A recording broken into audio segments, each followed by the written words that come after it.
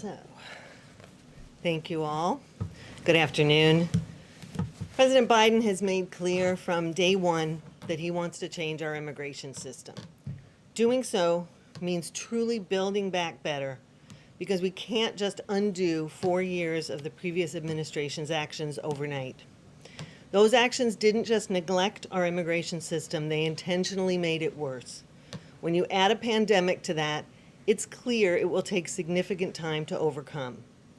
We must build a better immigration system that reflects our values as Americans, enforces our laws, safeguards public health, and moves away from cycles of irregular migration.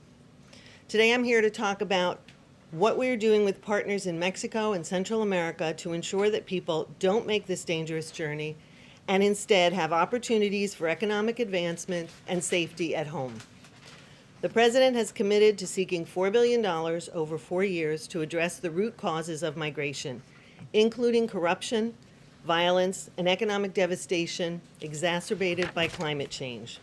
As part of that plan, we will address the causes that compel individuals to migrate, including improving governance and providing a foundation for investment and economic opportunity, strengthening civilian security and the rule of law. Working across the whole of government, we will look at access to international protection and refugee resettlement, and rethinking asylum processing to ensure fair and faster consideration. Only by addressing those root causes can we break the cycle of desperation and provide hope for families who clearly would prefer to stay in their countries and provide a better future for their children. President Biden, when he was vice president, visited the region many times and is clear-eyed about the challenge. He insists now, as he did then, that governments commit to being true partners in creating the conditions for growth and security. But I want to emphasize that the funds we're asking for from Congress don't go to government leaders. They go to communities, to training, to climate mitigation, to violence prevention, to anti-gang programs. In other words, they go to the people who otherwise migrate in search of hope. And they will have to have the participation of the private sectors in those countries, who for too long have evaded taxes, underpaid workers, and failed to be part of the solution to creating safe, prosperous, and democratic countries. We've already begun specific actions to both undo the previous administration's policies and to advance a new vision of immigration. We have ended the so-called migrant protection protocols, which sent people back to Mexico to wait, sometimes for years, for a chance to present their asylum claims. Working with the government of Mexico, international organizations, and NGOs, we have safely admitted over 1,400 migrants and closed the most dangerous face of the MPP, the Matamoros migrant camp. Today we are announcing the restarting of the Central American Minors Program for children to be reunited with a parent who is legally in the United States. This program was ended abruptly by the previous administration, leaving around 3,000 children already approved for travel stranded. In phase 2, we will be working to improve the CAM program to expand safe and legal avenues to the United States. I want to be clear, neither this announcement nor any of the other measures suggests that anyone, especially children and families with young children, should make the dangerous trip to try and enter the U.S. in an irregular fashion. The border is not open.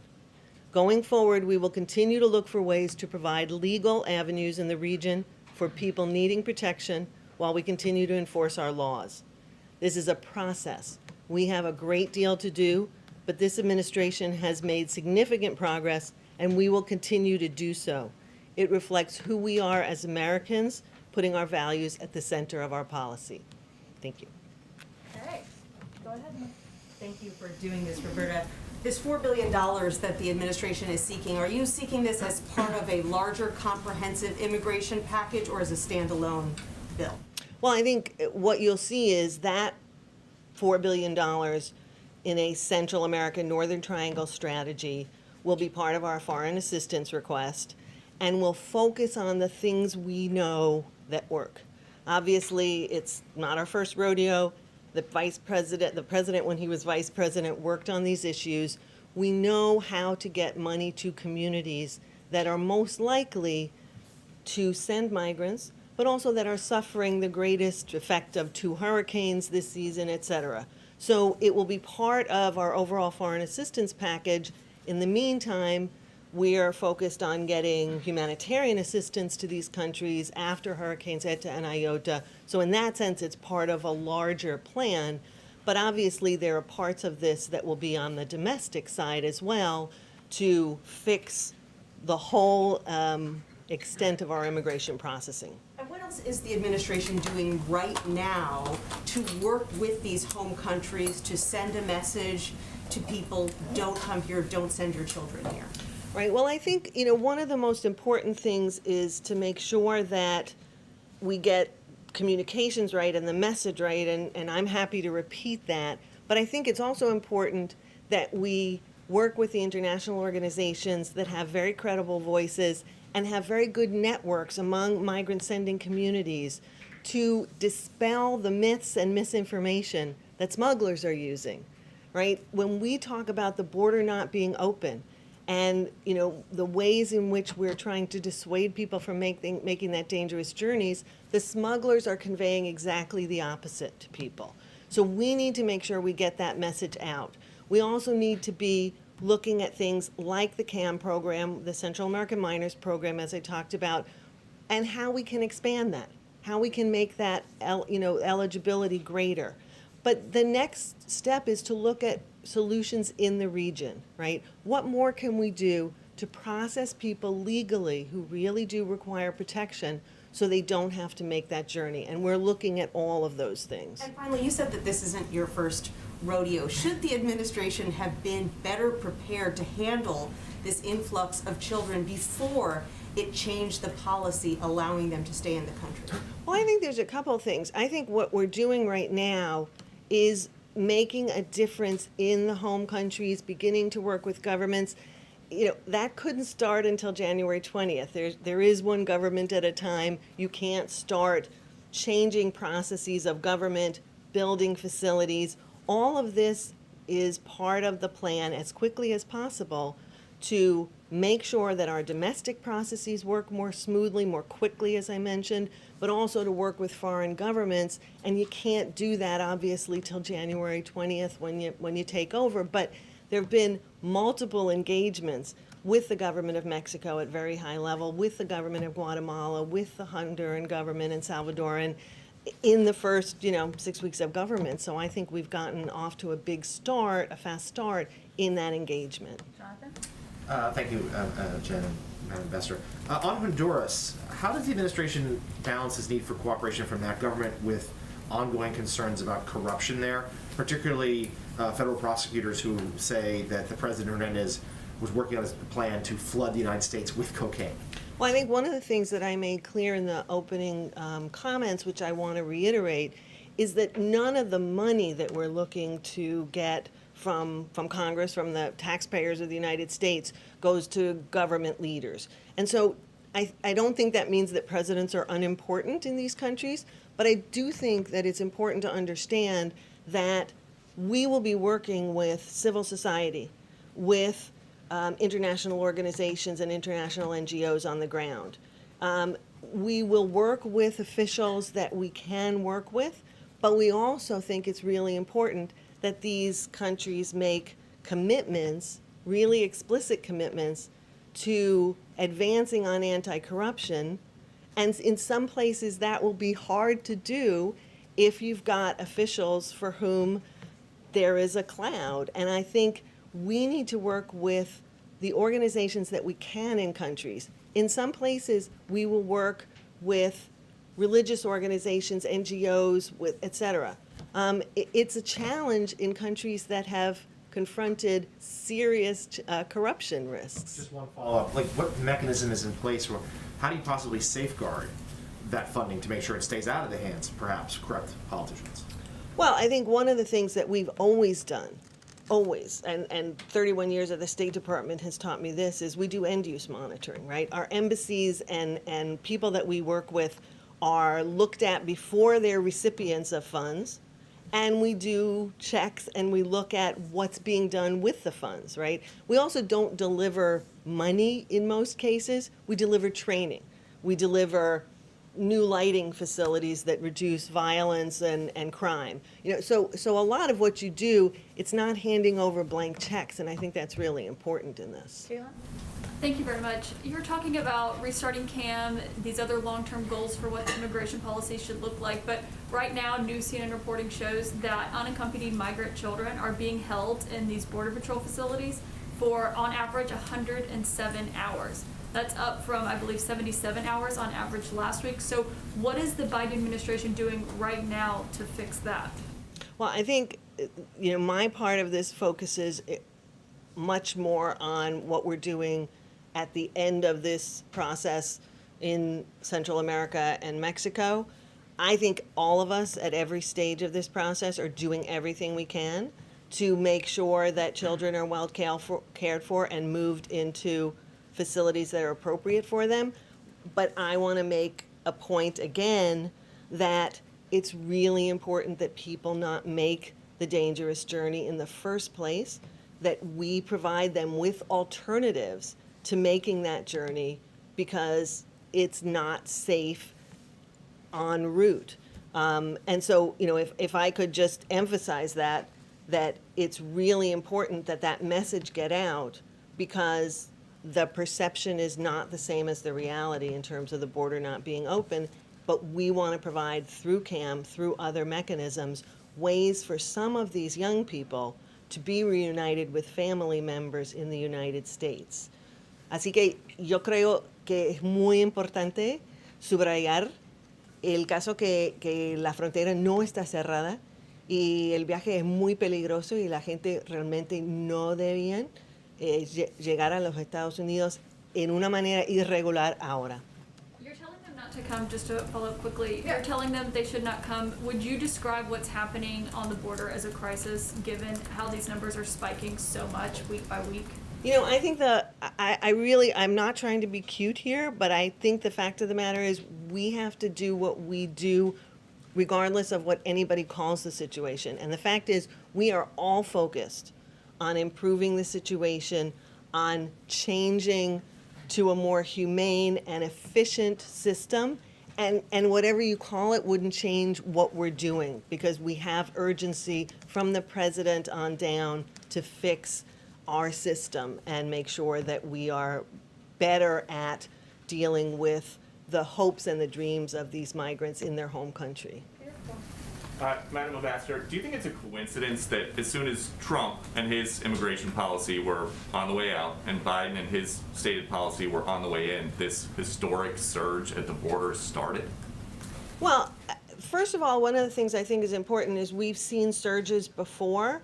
Surges tend to respond to hope. And there was a significant hope for a more humane policy after 4 years of pent-up demand. So I don't know whether I would call that a coincidence, but I certainly think that the idea that a more humane policy would be in place may have driven people to make that decision. But perhaps more importantly, it definitely drove smugglers to express disinformation, to spread disinformation about what was now possible. And we know that. If the change in administration has brought hope, then from your perspective, is this surge good? I don't think that's what I just said. I think it's a reflection of how migrants feel at a particular time. I think what we are doing is making sure that we respond to that hope for people who need protection. We respond to that hope in a way that their cases can be adjudicated more quickly. But I don't think anybody would say that coming to the United States in an irregular fashion is a good thing. That's why I've tried repeatedly to dissuade people from listening to those smugglers. But we're going to try our best to do everything we can at each end of this in the United States, but especially in Central America and Mexico, to ensure we have safe, orderly, and legal migration. Jen, go ahead. President Biden, when he was vice president, was very active on working with the Northern Triangle countries. And I was just wondering, were there lessons that you or he or other administration officials, many of whom are in jobs in this administration, have learned about how to deal with those countries or how to deal with foreign aid to them? that are informing how you're approaching things now. And just to kind of follow up a little bit on what Peter was asking, are you concerned at all about kind of mixed messaging, that at the same time that you are telling people not to come, that the journey is dangerous, that because you are offering this talk about a more humanitarian process, that people will not, pay attention to the fact that they could apply from their home country, that they will still come, that they are still, so hopeful, that there really is kind of a conflicting message coming from Washington to Central America? So on the first question, the question of learning things from when the vice president was leading a lot of our efforts in Central America previously, I think yes. That's a resounding yes. Both the president and all of us who worked with him on that, for him on that, learned a great deal. And I think that it's really important that we put that to use now. One of the things he thinks is so important is being really explicit with leadership in the countries from which migrants are coming about commitments that they need to make, because overcoming the reasons people migrate is not going to be the United States' job alone, right?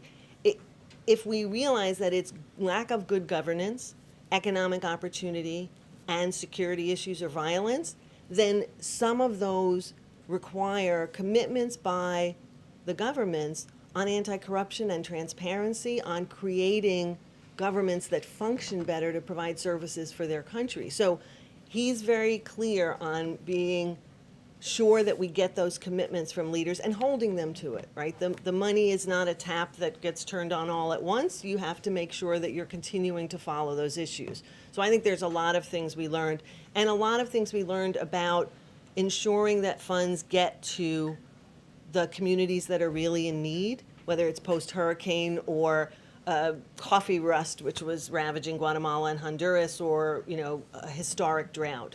I think when you look at the issue of mixed messages, it is difficult at times to convey both hope in the future and the danger that is now.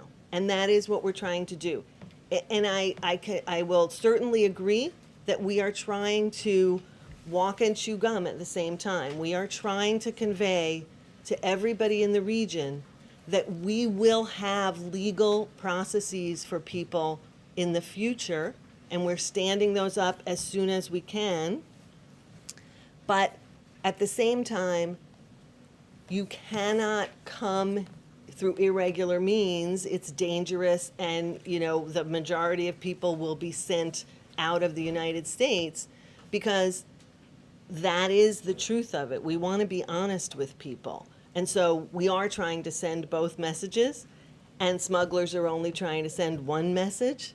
So we're relying on every means we can to get that message out there, and that leads me to want to reiterate, as I did before, que la frontera está cerrada. Y no es el momento, ningún momento es apropiada de llegar a los Estados Unidos de manera irregular. Andrew, Ambassador, can you say a word more about what you're talking about in terms of the private sector? Can you explain what you're envisioning there, and what exactly do you need? And then just to sort of as a second question, you're talking about being really explicit with these countries, but what sort of leverage does the United States actually have to effect change in those countries? What exactly can you do? Yeah, let me take that second one first, only because, look, in the end, I think the implication of your question, which is quite right, is we can't make the changes. We can encourage them, we can help support them with resources, both technical assistance and funding, but we can't make those changes. The changes have to come in the Northern Triangle countries. What I should say is my own experience from traveling to those places, there are myriad people and organizations who are trying to make those changes. And part of what we want to do is empower them, whether that's more effective, economic support, whether it's training for young people, whether it's anti-gang programs, whether it's mothers clubs and empowering local communities. All of that gets done through people on the ground, not by the United States. So we want to be able to empower those actors. I also think that it's really important when you say, what leverage do you have? Well, I do think that working as partners with these countries means sitting down and talking about what we can do together, but also if American taxpayers' funds are going to be used, then that is a certain amount of leverage. The president really wants to move forward on this, but he won't unless he feels he has those commitments on an ongoing basis. Is that leverage? Funds are sometimes important means of having that conversation. Your first question was on, remind me. Well, let me just follow up on No, what you you can't follow up. You have to go back to the first one. Are you saying explicitly the U.S. could withhold funding, whether it's State Department aid or USAID funding or whatever? I think the really important thing to know is we're looking forward to getting this proposal before Congress and having Congress act on it. And what comes after that, I just don't know. An executive branch can always, adjust things like that. I also think it's really important to understand, you asked about the private sector. The private sector in all of these countries, in Central America in particular, is a really important player here. And I think, to be very honest, we have not seen them step up. One of the mechanisms that was really effective under the Obama-Biden administration was for every dollar that the U.S. put into an assistance program, we asked for private sector organizations, local chambers of commerce or business organizations, to either match us or exceed us. This gives the private sector skin in the game. It makes sure that they are part of the solution. If the governments in these countries don't always have enough resources to do what they should to improve the economic opportunity for people, there are private sector organizations and members of the private sector, the business community, who need to be part of that solution. And so we just feel that that's really an important element to this. We talked about international organizations, governments, NGOs. I don't want to leave out the business community as a participant. Okay, last two, or last three if you have time. Okay, thank you. Go ahead. So, Ambassador, just to follow up on Andrea's question, I understand when you're saying you want to empower these civil societies in these third countries, but can you make the link between empowering those civil societies and actually eliminating the push factor to stop them from coming to this country? So how much of it is an international aid policy versus an an immigration policy? That's my first question. And then the second one, if you could speak more specifically about the requirements that you're making to these countries in terms of anti-corruption practices. What are the specific measures of success and how to ensure that they're taking place?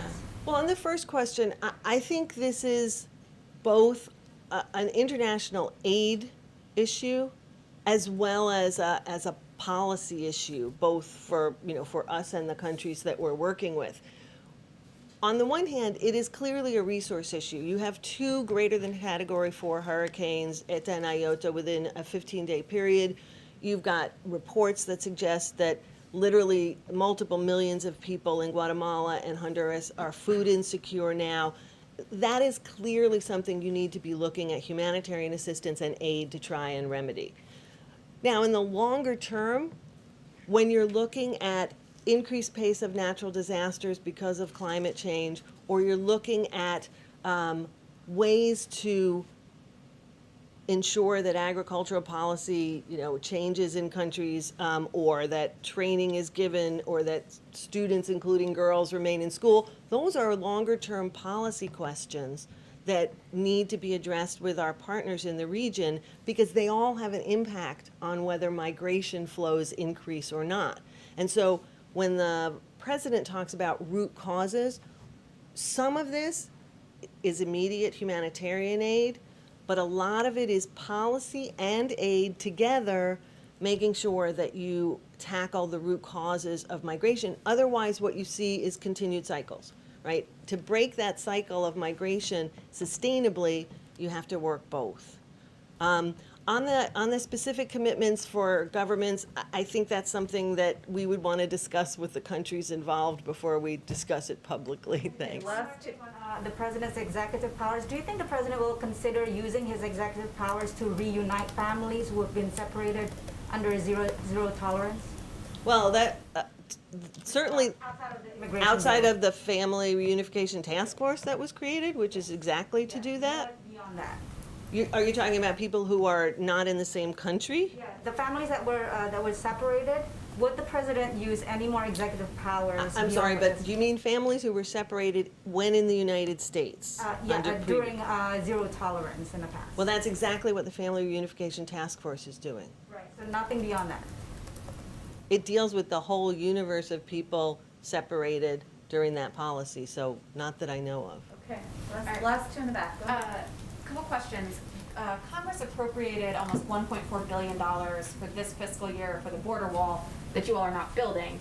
How much of that is left? Are you guys redirecting it at all, and to what along the border right now? Secondly, you discussed messaging. Arguably, your predecessors' entire theory of their immigration agenda was that they were trying to send this message, don't come, America is closed to irregular migration.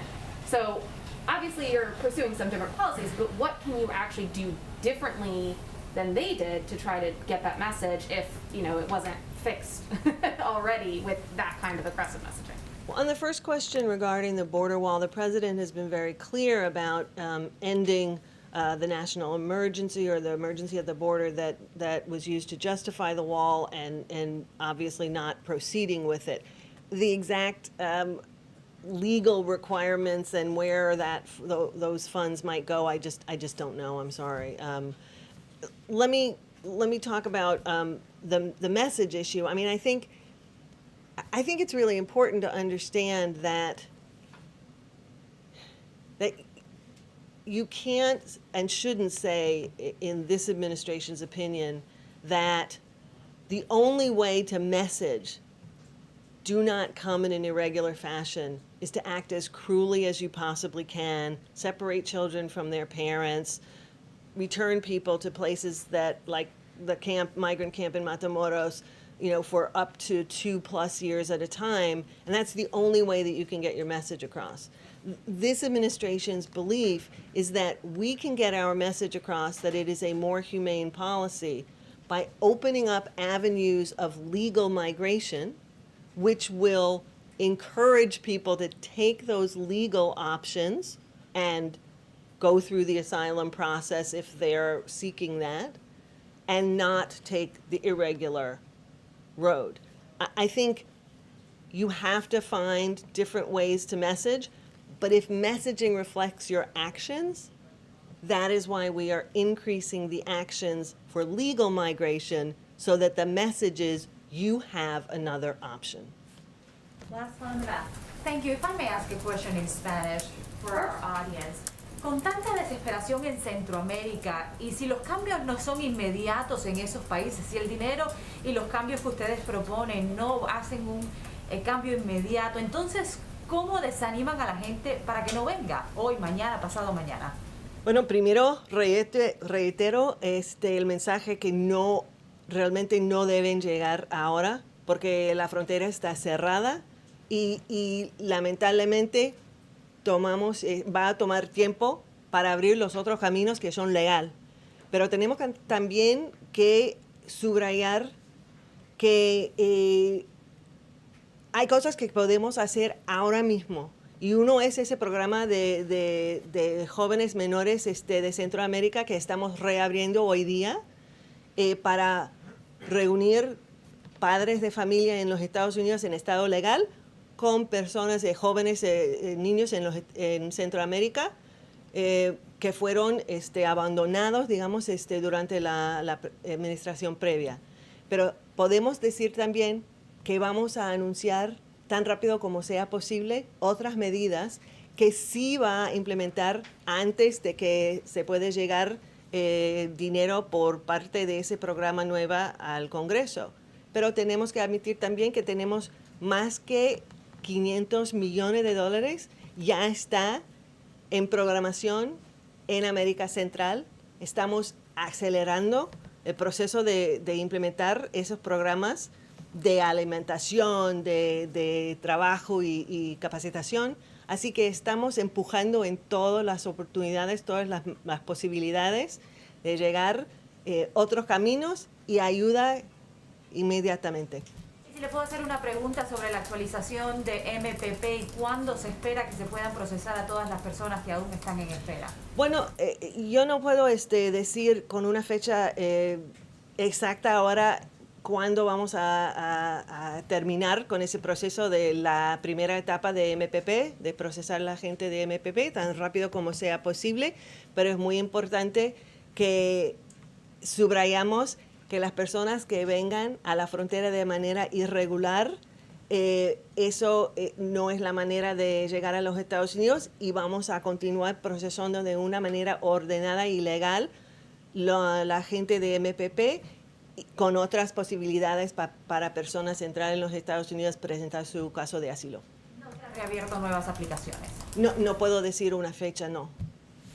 Thank you so much. Thank you. We appreciate your time. Thank you. Thank you. Thanks for having me. Whoops. Sorry. Thank you. Make sure Jen has the right book here. Thank you. Okay. I can't promise we'll always be that rapid when I promise to bring someone to the briefing room, but we'll try. We'll do our best.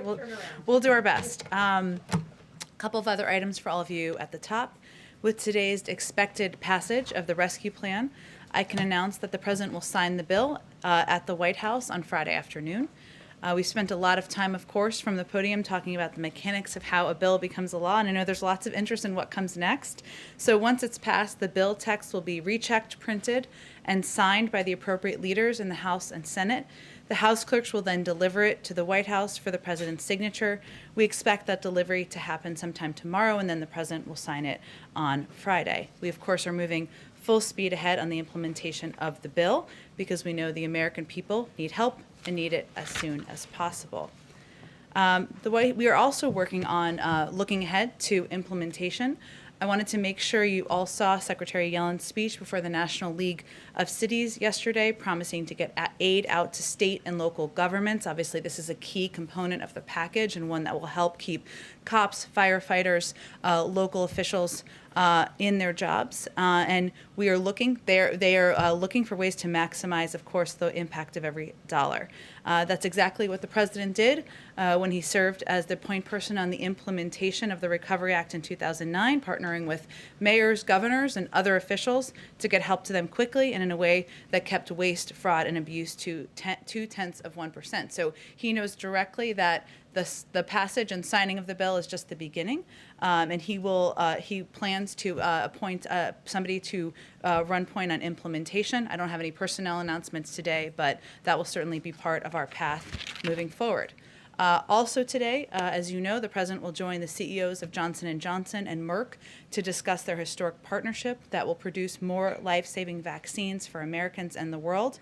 President Biden will also announce that he's directing, Jeff Zients, our COVID coordinator, and the HHS team to procure an additional 100 million doses of the Johnson & Johnson vaccine. He's doing this because in a wartime effort, which is what we consider this, we need maximum flexibility. We want to be oversupplied and overprepared.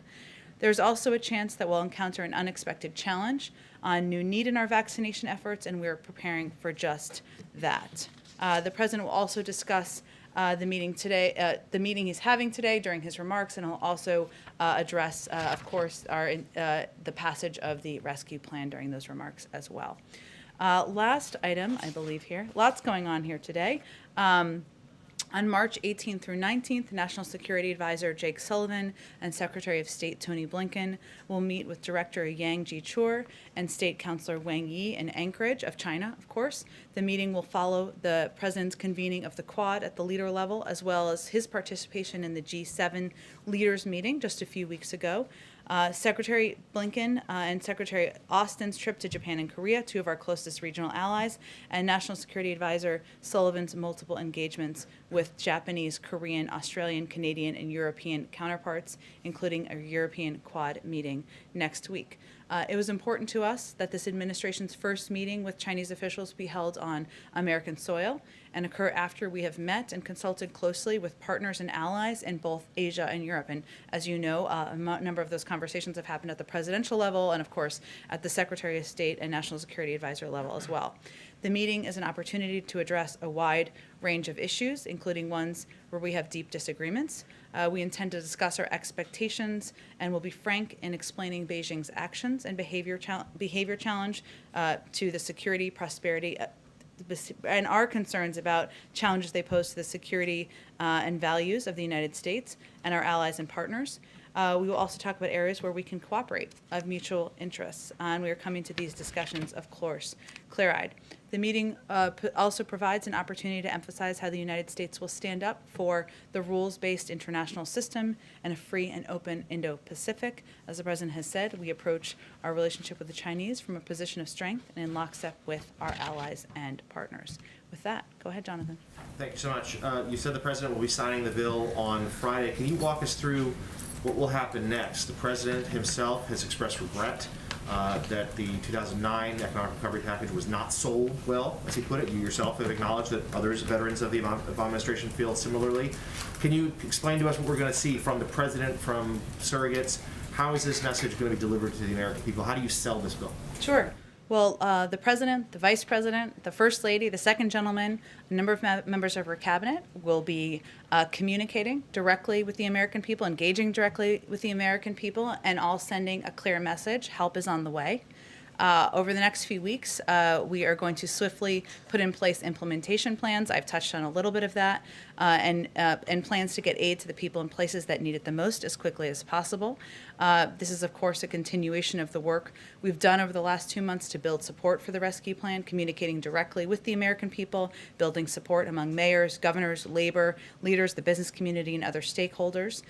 We'll be emphasizing a number of components that are in the package and really having a conversation. This is important to the President personally, having a conversation directly with people about how they can benefit, addressing questions they have, even taking their feedback on implementation and how to make it clear. And we've talked a little bit about in here. People have questions like, well, do I need to do anything to get my check? How do I benefit from the health benefits? What about what funding will go to my school? He wants to ensure that people have access to this information. So he will be hitting the road. The Vice President will be hitting the road. The First Lady will be hitting the road.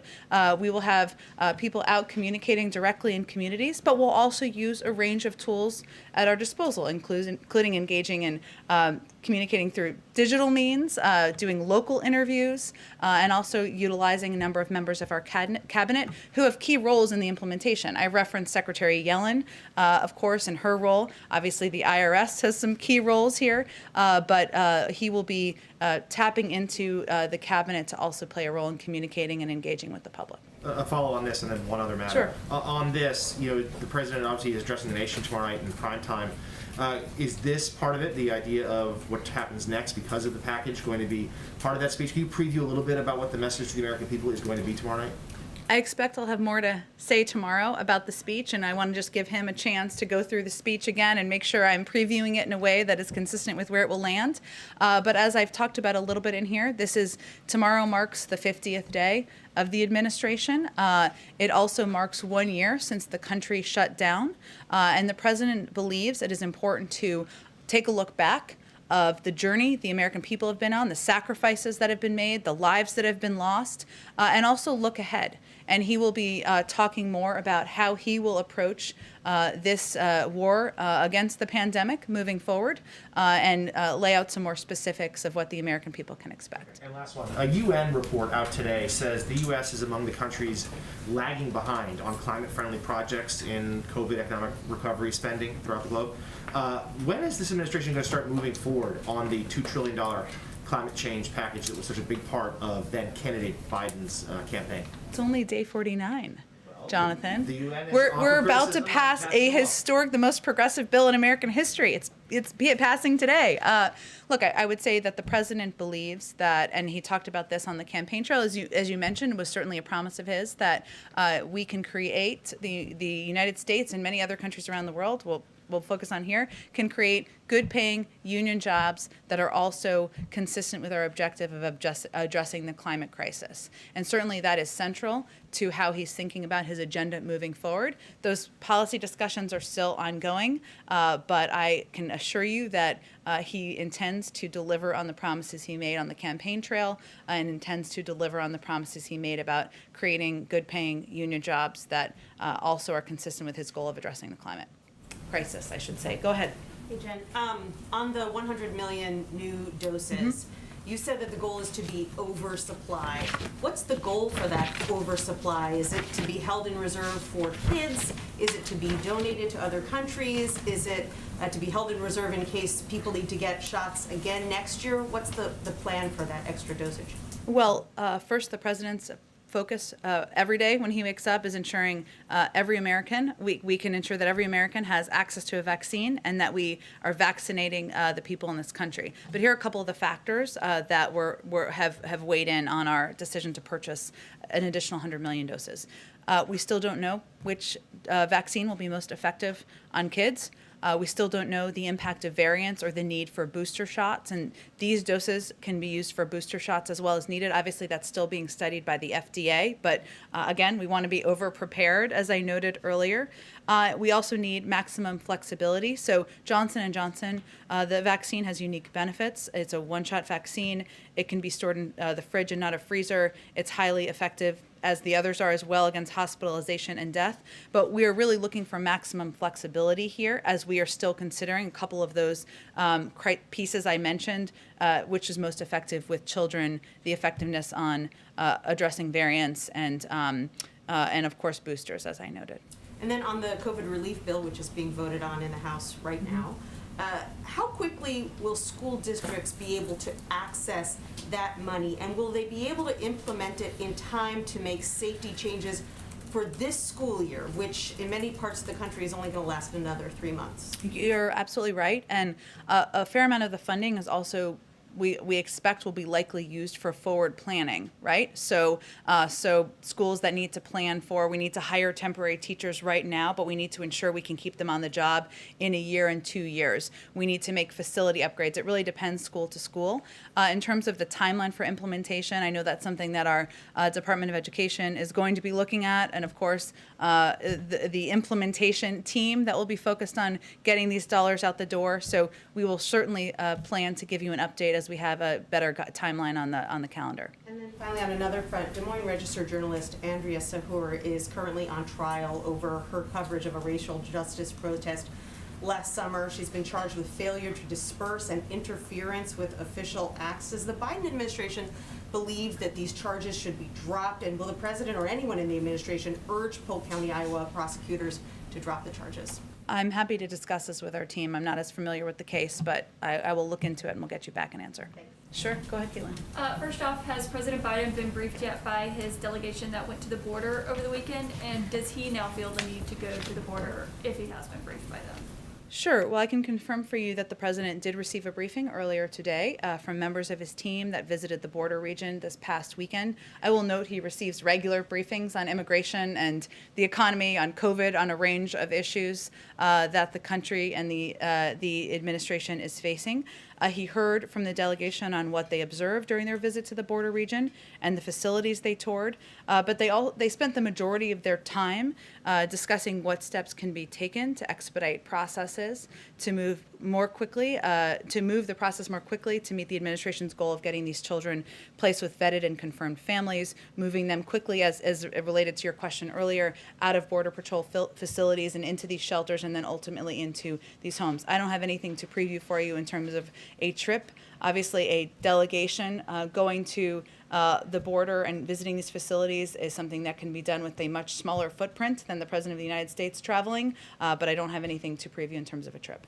And earlier you said you're going to, or the president is going to pick someone to kind of run the implementation of the coronavirus relief package. Does the White House anticipate that there could be delays in implementing that because it is such a big bill? No, I wouldn't imply, or I was not trying to imply that, only that we know that this will not all be implemented in 4 days or a week or what have you. This will take some time, and we want to ensure that there is a person responsible and accountable to the implementation. That's something the president felt worked when he was vice president, and so it was an indication of that. But there are a number of cabinet members who will also play pivotal roles here. I referenced, of course, Secretary Yellen. Secretary Cardona will play a pivotal role, of course, in the reopening of schools. And so there are already officials within the administration, but this can be, it has been used in the past as more of a coordinating mechanism. And how long do you think that implementation will take?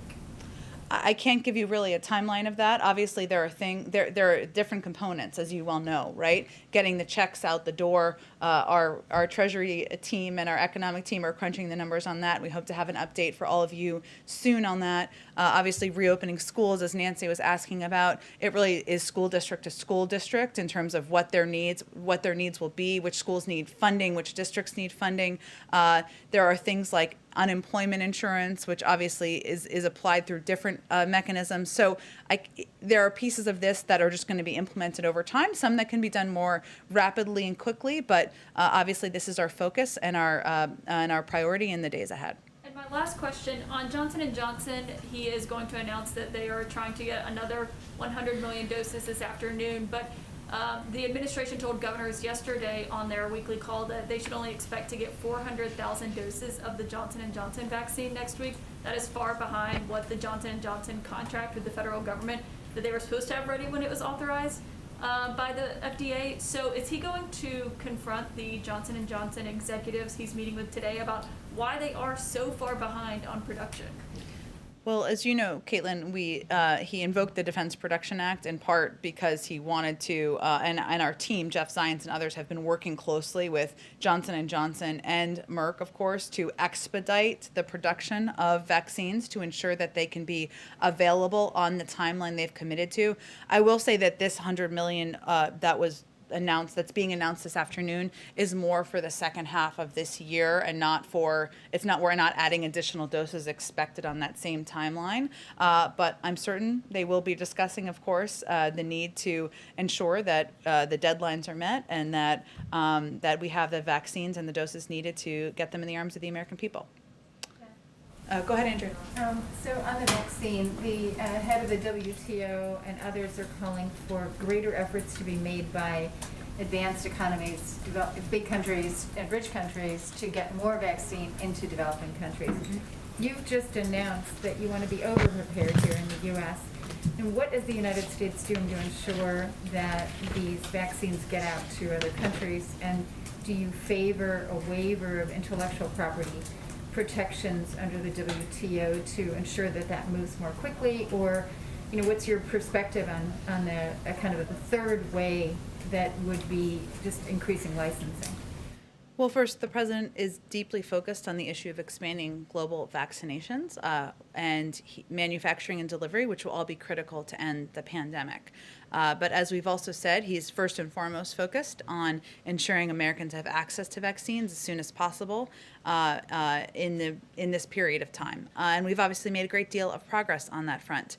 I don't have anything more to preview for you in terms of what that will look like. We first need to focus on, right now we're still in a circumstance where there isn't enough supply for the number of Americans who want to get the vaccination. So that's really our focus at this point in time. But certainly it's a point of discussion with his counterparts and with the counterparts of other members of our national security team. So you don't want to say anything about the waiver? I don't have anything more for you to predict. Okay, and then on that question of vaccinating children, you mentioned that you're not sure which vaccine will be most effective. Fauci has talked about getting high school students vaccinated by the fall and elementary school kids in the spring. Do you have a sense of when every American could be vaccinated? I mean, you've talked about having enough on hand for adults to be vaccinated by the summer, or by the end of May, actually. Well, we will have enough supply, right? But the president is the first to say that we can't do this alone, and that certainly a component of this that is vitally important is ensuring that people understand across the country that these vaccines are safe and they are effective. And we are still going to focus on combating the issues of misinformation and, of course, of vaccine hesitancy in a range of communities. The FDA, as you know, would be the ones running point on approval of vaccines for children. I can't really predict when children will be vaccinated, and we don't know when the FDA may approve a vaccine. But our role is ensuring there's enough supply and that there is enough distribution. We've made a great deal of progress on that. More work to be done, but I can't make any predictions beyond that. Go ahead.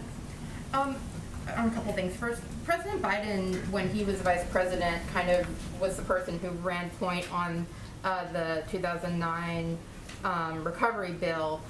Would you expect that Vice President Harris might take on a similar role? He has, done a lot, put her in a very similar position to the one that he had with President Obama.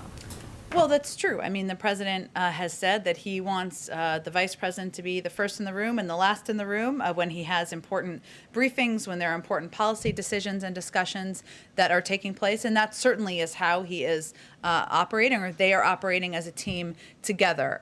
In terms of what role she may play in the implementation, I don't have anything to preview for you on that. She will certainly be traveling. She's a key voice and asset for the administration, and she'll be communicating about the impact of the American Rescue Plan and how it's going to help the American people over the course of the next few weeks. Ron Klain said last night that the president's speech to a joint session of Congress won't be for a few weeks, and he was kind of suggesting that there is going to be this time period where the administration is focused on promoting the bill that just passed. Can you kind of confirm that and provide any more information on sort of how you're thinking about the rest of March into April, promoting this ARP versus moving on to the Build Back Better? Sure. I don't have an exact breakdown of timeline, and I don't think Ron was intending to give one either, only to convey, which is I think why you're asking, that the president, the vice president, and all of us in the administration believe it's important to take a moment to, or a few moments, I should say, to communicate directly with the American people about the benefits of the package, to ensure they understand that help is on the way in a range of forms, and to do that in communities and directly with people who we are hoping understand the benefits of this package.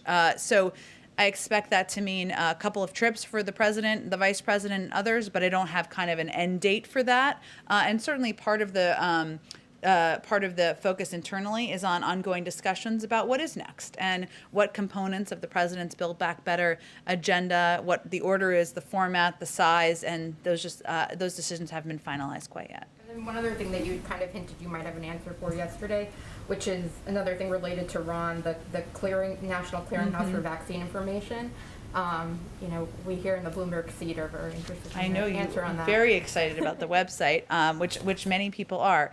I would say, as you know, the website is being implemented as a vaccine finder, I should say, is being implemented as a pilot program. We've always been open to expanding the pilot program, and we're certainly looking into that. We're also looking into, and others have asked this question, how we can better assist state and local governments who have their own websites where they are utilized by members of the local community and effective, but sometimes they have technical issues. So we're looking at addressing it from a couple of different directions, but every option remains on the table. We're also considering setting up call centers, organizing navigators, help individuals schedule appointments, which sometimes can be the issue. So I don't have a major update other than to convey that it's a pilot program. We've always been open to expanding it, and certainly a range of options remain on the table. And sometimes in some states, their local website is working quite well, and they just need some technical assistance. Go ahead. Thank you, Jen. You've been telling migrants from right there for a month now, all the way back to February 10th, that now is not the time to come, but they are coming in bigger numbers every day. So do you have a messaging problem?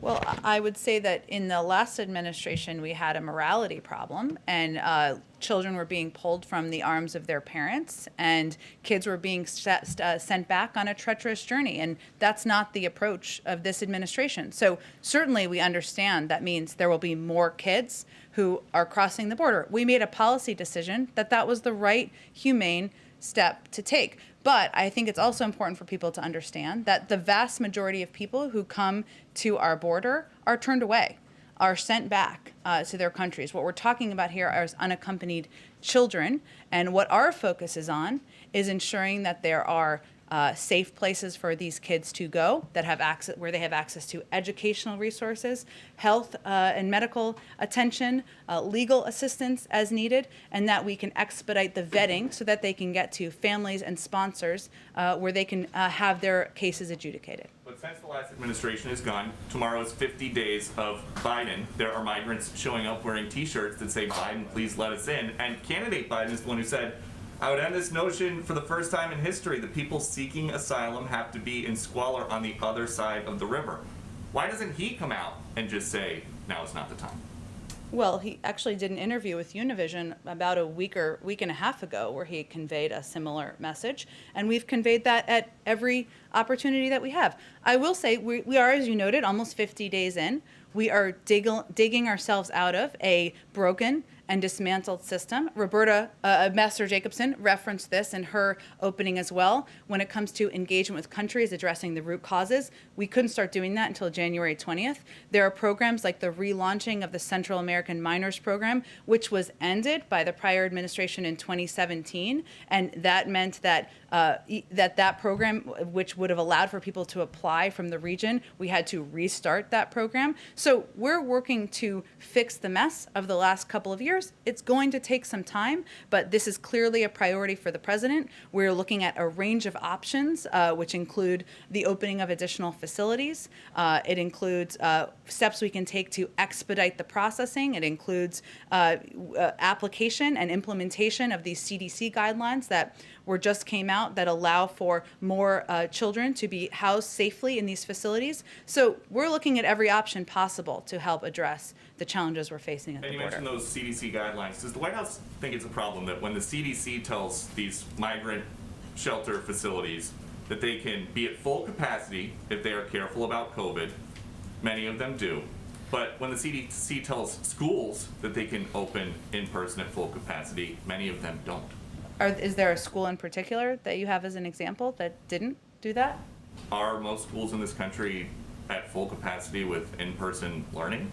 Is there a specific school, though, that is not following the CDC guidelines of implementing the mitigation steps so they can reopen? I mean, the CDC is saying schools, you can be every school can be at full capacity. What the CDC guidelines, just to be clear, because I think this is very important to be very clear and specific on, they gave 8 mitigation steps that schools can take to safely reopen. A number of schools have actually recently reopened. Schools in Washington, D.C., some have, schools in many districts across the country. But each school district needs to make the decision about whether they are able to take those mitigation steps. The president has also been clear, some of these school districts need additional funding. There's $160 billion in this package that he's going to sign into law later this week. The Secretary of Education will be quite focused on working with school districts to help them reopen. But more school districts are reopening, more kids are in classrooms every single day. But since they are not all back, from an administration position or from your perspective, have the Border Patrol unions and the HHS unions been easier to work with than the teachers' unions? I think that's a little bit of mixing different circumstances. I would say that It's children all in tight quarters. I mean, a classroom. Not quite. Not funny. Not quite. I would say that let's take a responsible approach to the two issues, okay? One is schools reopening. There's been 8 mitigation steps that have been announced by the CDC to implement, right? Yeah. Every school district is going to work to implement those on a timeline that is they can effectively do. Many school districts are reopening, right? Many are reopening every single week and day and week. Right? That is a different circumstance than what we are seeing at the border. And the HHS oversees these facilities, right? They're working on ensuring we can have more kids safely. They are working to implement CDC guidelines, but they are different circumstances. And certainly we're working with the school districts, and we're also working with HHS to open these facilities, or to ensure that kids are treated with safety and care in these facilities. Okay, go ahead. Thanks, Jen. Just a little bit more on the Quad. You mentioned yesterday that one of the issues that will be discussed is how the leaders can work together to combat the pandemic. Might that discussion include a strategy to counter vaccine diplomacy from China and Russia? I think there'll be a range of topics discussed, and I know that it is a concern of a number of leaders around the world, including, of course, President Biden, and I'm sure we'll have a readout of the Quad meeting tomorrow once it's completed. Just a little bit more on the announcement, if you can preview it. Can we expect anything in terms of how the Quad, what kind of commitment they would give in terms of helping other countries to access vaccines? Again, I know they'll discuss a range of issues tomorrow, but I think it's important to just take a little bit of a step back, because this is a meeting that covers a range of topics. Of course, I'm sure COVID, which is a pandemic everyone in the world is dealing with, will be a topic of discussion, but there'll be issues like climate that are addressed, economic cooperation. I'm sure they'll have a range of issues to bring up, and we will provide a readout when the meeting concludes tomorrow. A little bit more on that. What about in terms of the military balance? I mean, we know that China just announced a huge defense spending, 6.8%, I believe, for this year. Is that also a top item in the agenda? I don't think I have more to preview than what we've already offered. We will, of course, have a readout when the meeting concludes. There are a range of topics on the minds of all of these leaders. As I've noted in here before, we anticipate the meeting discussing a range of the crises we're facing as a global community, from COVID to climate, economic cooperation. I'm sure they all will bring up a number of issues, and we'll have a robust readout when the meeting concludes. Go ahead. A few questions, like everyone. Sure. In California, Republicans are seeking to nationalize the recall effort against Governor Gavin Newsom and really make it a referendum on COVID policies. You know, the other day, Bernie Sanders tweeted that it's time for Democrats to unite and rally on Newsom's behalf against the recall. Does the president have any plans to personally or otherwise support Newsom if this does make it on the ballot and becomes an off-year campaign?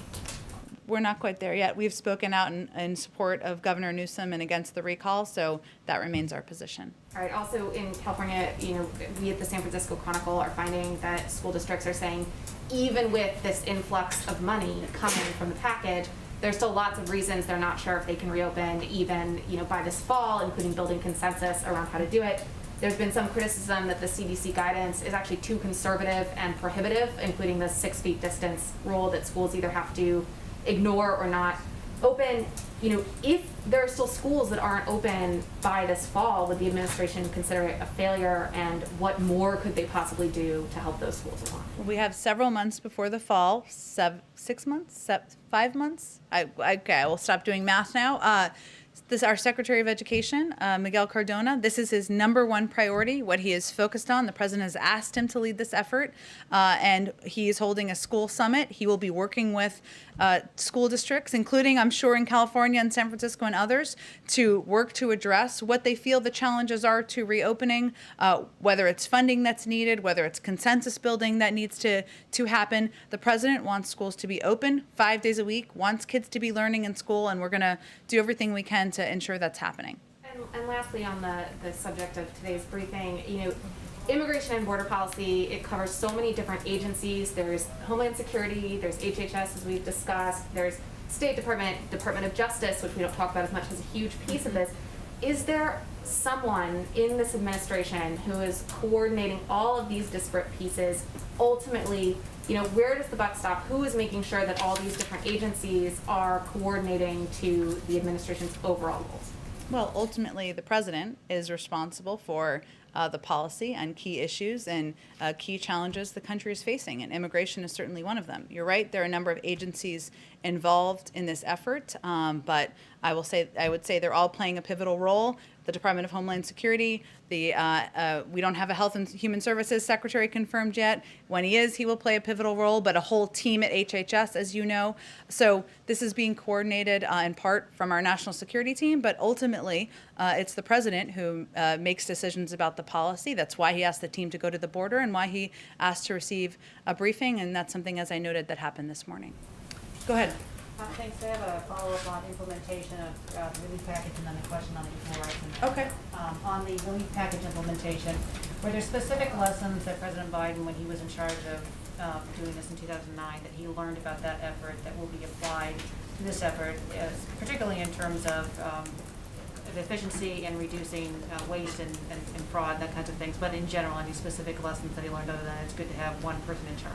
Sure. It is structured very differently, as you remember, and I'm sure many people remember. A big chunk of the Recovery Act was around shovel-ready projects. This is, of course, a very different type of bill. I think some of the lessons we're already implementing, including having a point person in charge, including ensuring there's a sustained campaign that is not just about the President of the United States or the Vice President of the United States speaking about the benefits, but that really engages our partners and allies, whether it's governors or mayors, local community leaders, to ensure there is effective implementation and communication about the package. He also wants to lift up, and this is something that's been important to him in general, but is very applicable to this package, members of his cabinet, so that they can be front-facing and play a very public role in engaging with the public and ensuring they understand components and pieces of a package like this. There are pieces in this package that, of course, are related to helping veterans. There are pieces of this package that relate to helping rural communities, and he wants to ensure that members of his cabinet are playing key roles there. That's something that, of course, was done a little bit in 2009, but can definitely be built on, and I think we will venture to do that. Thanks. And then on go the ahead. Equal Rights Amendment, the House is expected to vote soon, I think next week, on eliminating the now expired deadline for ratification. And of course, Virginia last year became the 38th state to ratify, but last year the Justice Department issued a memo saying that you can't do that, that if you, the only way to add this ERA to the Constitution is to start the ratification process over. My question is whether the administration is going to rescind that memo, as some Democrats have asked him to do. Mm-hmm. That's an excellent question. I will have to talk to our team about that and get an update on it, which we'll venture to do for you after the briefing. Go ahead. Thanks, Jen. A couple questions on behalf of the print pool for reporters who couldn't be here, and then one of my own. Jesse Hellman with Modern Healthcare wanted to know, when President Biden is with the executives today from Johnson & Johnson and Merck, does he plan to press them on the increasing costs of prescription drugs, and does he plan to bring up his own agenda to lower drug prices? The primary focus of this meeting is on working together, the two companies who have long been competitors, working together to ensure the efficient and effective manufacturing of vaccines. Okay, and Tommy Christopher from Media had a question on the filibuster. Said that President Biden expressed some openness to filibuster reform during the campaign. I know you've said more recently that it's not his preference to change the rules, but he wants to know if the John Lewis Voting Rights Act represents a red line. If Republicans do not support that, if that does not move forward in the Senate, is that a red line that would prompt him to consider filibuster reform or ending the filibuster? Well, the president's preference is not to make changes to the filibuster rules. He believes that voting rights and access to voting, ensuring it's easier for the American people, is enough of a huge priority and should be for everyone. That's why he signed some executive orders, used the power of the presidency to do that this weekend, and he is hopeful that Democrats and Republicans can work together to get that done. And then one last question on the overall agenda. I know you were saying earlier, when you look at Build Back Better, you're sort of thinking through kind of what's next. But broadly speaking, is infrastructure the next big legislative priority on Capitol Hill for this administration? There's also pressure for an immigration bill to go through. What's next for you guys? What is the next big priority after the bill that you're hoping to sign, the president's hoping to sign on Friday?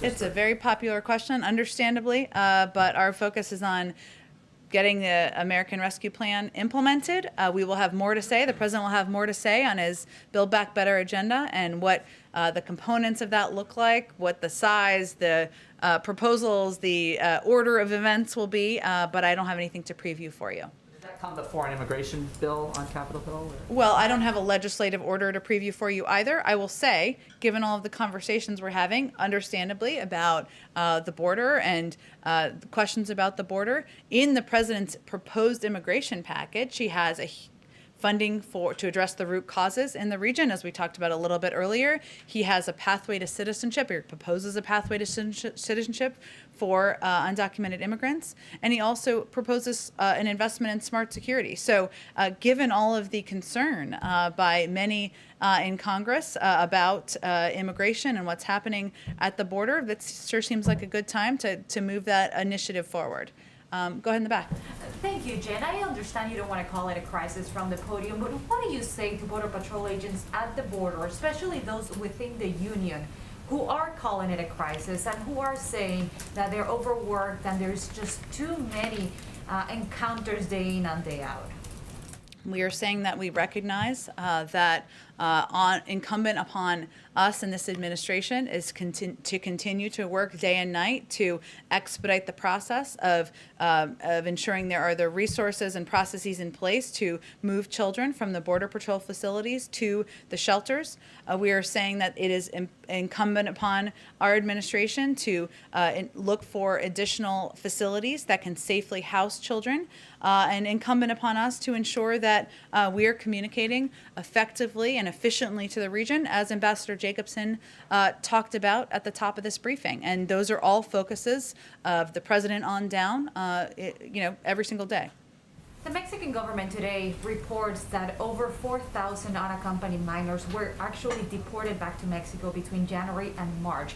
Can you confirm that those were done under the previous administration? Were any of those unaccompanied minors deported under the Biden administration?